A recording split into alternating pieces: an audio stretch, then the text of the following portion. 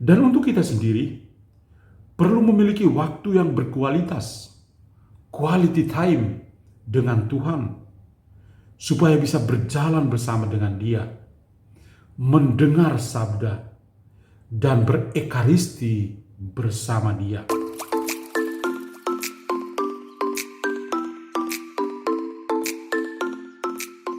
Sahabat Fresh Juice, sesaat lagi kita akan mendengarkan Fresh Juice Rabu 7 April 2021 bersama Pastor John Laba SDB dari Tangerang. Selamat mendengarkan.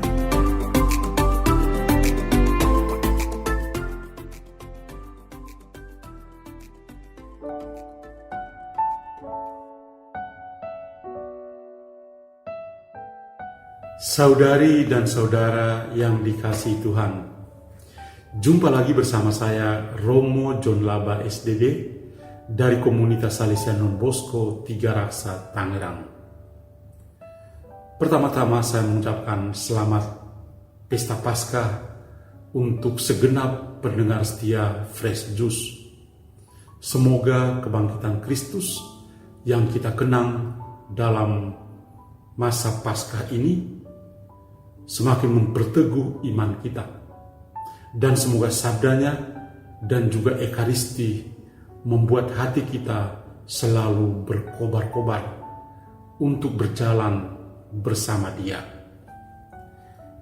Pada hari ini, hari Rabu Oktav Paskah, kita akan mendengar dan merenungkan bersama kisah Yesus dan dua murid dalam perjalanan ke Emmaus dalam Injil Lukas bab 24 ayat 13 sampai 35. Sekarang saya bacakan.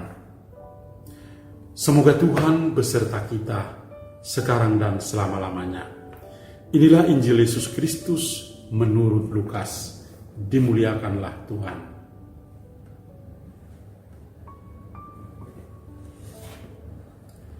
Pada hari Sabat, sesudah Yesus dimakamkan, dua orang dari murid-murid Yesus pergi ke sebuah kampung bernama Emmaus yang terletak kira-kira 7 mil jauhnya dari Yerusalem. Dan mereka bercakap-cakap tentang segala sesuatu yang telah terjadi. Ketika mereka sedang bercakap-cakap dan bertukar pikiran, datanglah Yesus seorang diri mendekati mereka, lalu berjalan bersama-sama dengan mereka. Tetapi ada sesuatu yang menghalangi mata mereka, sehingga mereka tidak dapat mengenali Dia. Yesus berkata kepada mereka, "Apakah yang kamu percakapkan sementara kamu berjalan?" Maka berhentilah mereka dengan muka muram. Seorang dari mereka namanya Kleofas menjawabnya, "Adakah engkau satu-satunya orang asing Yerusalem yang tidak tahu apa-apa yang terjadi di situ pada hari-hari belakangan ini?" Katanya kepada mereka, "Apakah itu?" Jawab mereka, "Apa yang terjadi dengan Yesus orang Nazaret? Dia adalah seorang nabi yang berkuasa dalam pekerjaan dan perkataan di hadapan Allah dan di depan seluruh bangsa kami. Tetapi imam-imam kepala dan pemimpin-pemimpin kami telah menyerahkan Dia untuk dihukum mati, dan mereka telah menyalibkannya. Padahal kami dahulu mengharapkan bahwa Dialah yang datang untuk membebaskan bangsa Israel. Tetapi sementara itu telah lewat 3 hari sejak semuanya itu terjadi. Dan beberapa perempuan dari kalangan kami telah mengejutkan kami. Pagi-pagi buta mereka telah pergi ke kubur dan tidak menemukan mayatnya. Lalu mereka datang dengan berita bahwa telah kelihatan kepada mereka malaikat-malaikat yang mengatakan bahwa Yesus hidup. Dan beberapa teman kami telah pergi ke kubur itu dan mendapati bahwa memang benar yang dikatakan perempuan-perempuan itu. Tetapi Yesus sendiri tidak mereka lihat. Lalu ia berkata kepada mereka, "Hai kamu orang bodoh, betapa lambannya hatimu, sehingga kamu tidak percaya akan segala sesuatu yang telah dikatakan para nabi. Bukankah Mesias harus menderita semuanya itu untuk masuk ke dalam kemuliaannya?" Lalu ia menjelaskan kepada mereka apa yang tertulis tentang dia di dalam seluruh kitab suci, mulai dari kitab-kitab Musa dan segala kitab nabi-nabi. Sementara itu mereka mendekati kampung yang mereka tuju. Ia berbuat seolah-olah hendak meneruskan perjalanannya. Tetapi mereka mendesaknya dengan sangat. "Tinggallah bersama-sama dengan kami, sebab hari telah menjelang malam dan matahari hampir terbenam." Lalu masuklah ia untuk tinggal bersama-sama dengan mereka. Waktu duduk makan dengan mereka, ia mengambil roti, mengucap berkat, lalu memecah-mecahkan roti itu dan memberikannya kepada mereka. Ketika itu terbukalah mata mereka dan mereka pun mengenali dia. Tetapi Yesus lenyap dari tengah-tengah mereka. Kata mereka semua kepada yang lain, "Bukankah hati kita berkobar-kobar ketika ia berbicara dengan kita di tengah jalan, dan ketika ia menerangkan kitab suci kepada kita?" Lalu bangunlah mereka dan langsung kembali ke Yerusalem. Di situ mereka mendapati ke-11 murid. Mereka sedang berkumpul bersama teman-teman mereka. Kata mereka kepada kedua murid itu, "Sungguh Tuhan telah bangkit, dan ia telah menampakkan diri kepada Simon." Lalu kedua orang itu pun menceritakan apa yang terjadi di tengah jalan dan bagaimana mereka mengenal Yesus pada waktu ia memecah-mecahkan roti. Demikianlah Injil Tuhan kita. Terpujilah Kristus.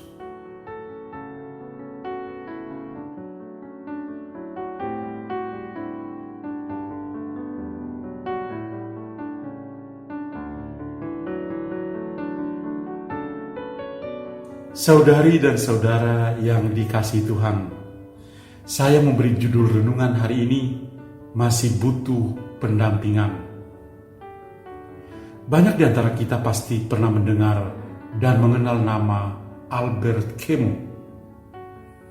Beliau adalah seorang filsuf berkebangsaan Prancis dan pernah menjadi peraih Nobel sastra termuda pada tahun 1956. Ia pernah berkata begini, "Jangan berjalan di belakangku, karena aku tidak akan memimpinmu. Jangan berjalan di depanku, karena aku tidak akan mengikutimu. Berjalanlah di sisiku sebagai sahabatku." Perkataannya ini kedengaran sangat sederhana, tetapi memiliki makna yang kaya dalam usaha untuk membangun relasi antar pribadi. Memang kita tidak dapat memungkiri tendensi orang-orang tertentu untuk berjalan di belakang, karena mereka memang memiliki kebiasaan untuk mengikuti ataukah ikut-ikutan. Ada juga yang suka berjalan di depan dan memaksa orang lain untuk mengikutinya. Dan hanya sedikit orang yang mau berjalan di sisi atau di samping sebagai sahabat, saudara, dan rekan seperjalanan. Pada hari ini kita mendengar dan berjumpa dengan sosok Yesus, seorang pendamping tulen bagi para murid selama hidup dan saat setelah ia bangkit dengan mulia. Situasi para murid saat itu memang penuh dengan kekecewaan yang bercampur dengan ketakutan. Kleofas dan temannya termasuk orang yang kecewa karena harapan-harapan mereka tidak terakomodasi. Ini adalah ekspresi Kleofas dan temannya tentang Yesus. Apa yang terjadi dengan Yesus orang Nazaret? Dia adalah seorang nabi yang berkuasa dalam pekerjaan dan perkataan di hadapan Allah dan di depan seluruh bangsa kami. Tetapi imam-imam kepala dan pemimpin-pemimpin kami telah menyerahkan dia untuk dihukum mati, dan mereka telah menyalibkannya. Padahal kami dahulu mengharapkan bahwa dialah yang datang untuk membebaskan bangsa Israel. Ternyata harapan mereka supaya dia menjadi pemimpin gagal total. Dia malah menderita dan wafat tanpa busana di atas kayu salib. Meskipun demikian, ada satu pokok pewartaan yang penting di sini, yakni bahwa Yesus sudah hidup sebagaimana dikatakan malaikat-malaikat. Buktinya adalah ada makam tempat ia dibaringkan sudah kosong. Tetapi para wanita dan murid lainnya tidak melihat dia. Tuhan Yesus adalah seorang pendamping dan penolong sejati. Ia berjalan bersama kedua murid ini, mendengar keluh kesah mereka, turut merasakan suasana batin mereka tentang dirinya. Ia juga masuk ke dalam hidup mereka secara pribadi, sehingga membuat hati mereka berkobar-kobar. Yesus mengenal pikiran dan harapan-harapan mereka. Ia menjelaskan kitab suci tentang dirinya secara lengkap. Ia juga masuk dan tinggal bersama mereka, serta berekaristi bersama mereka berdua. Maka di sini kelihatan jelas langkah-langkah konkret Yesus untuk mendampingi mereka sampai mengenalnya secara pribadi, yakni ada waktu dan kesempatan. Ada kesiapan untuk mau berjalan bersama, kesiapan untuk mendengar dengan baik keluh kesah mereka, tinggal bersama, dan makan bersama sambil mengucap syukur. Yesus menunjukkan teladan yang sangat berharga bagi kita semua saat ini. Setiap orang, baik orang tua, pendidik, dan para gembala umat, harus menjadi pendamping setia yang bukan berjalan di belakang atau di depan, tetapi berjalan bersama di samping atau di sisi sebagai sahabat. Yesus menunjukkan dirinya sebagai sahabat yang berjalan di samping sehingga membuat hati mereka berkobar-kobar. Kita dapat membayangkan betapa indahnya pengalaman rohani Kleofas dan teman ini. Pengalaman yang juga menjadi harapan kita semua sebagai pengikut Kristus saat ini. Saudara-saudariku, pada masa pandemi ini, kita membutuhkan sosok-sosok yang tepat seperti Tuhan Yesus Kristus yang mendampingi, yang membimbing ke arah jalan yang benar.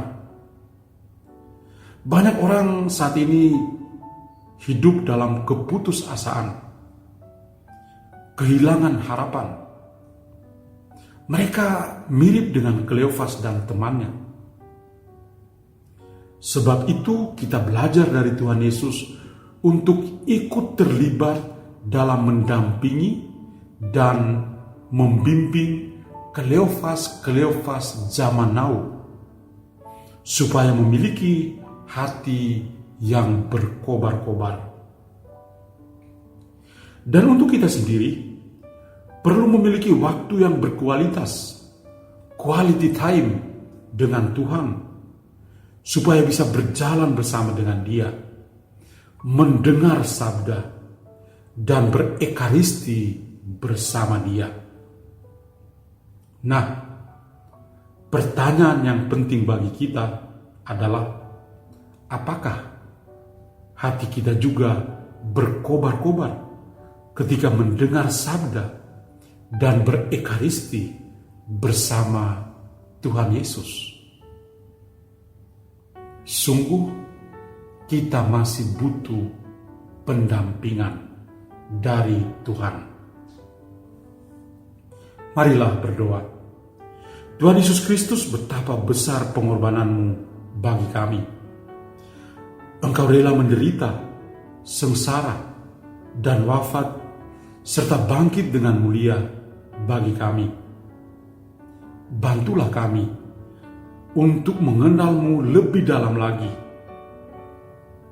Dan semoga hati kami berkobar-kobar karena mendengar dan merenungkan sabda-Mu dan berekaristi bersama, khususnya komuni kudus yang kami terima daripada-Mu. Amin. Dan kiranya kita semua sepanjang hari ini senantiasa dilindungi dan diberkati oleh Allah yang Maha Kuasa, Bapa dan Putra dan Roh Kudus. Amin. Tuhan memberkati kita semua, dan sekali lagi selamat Paskah.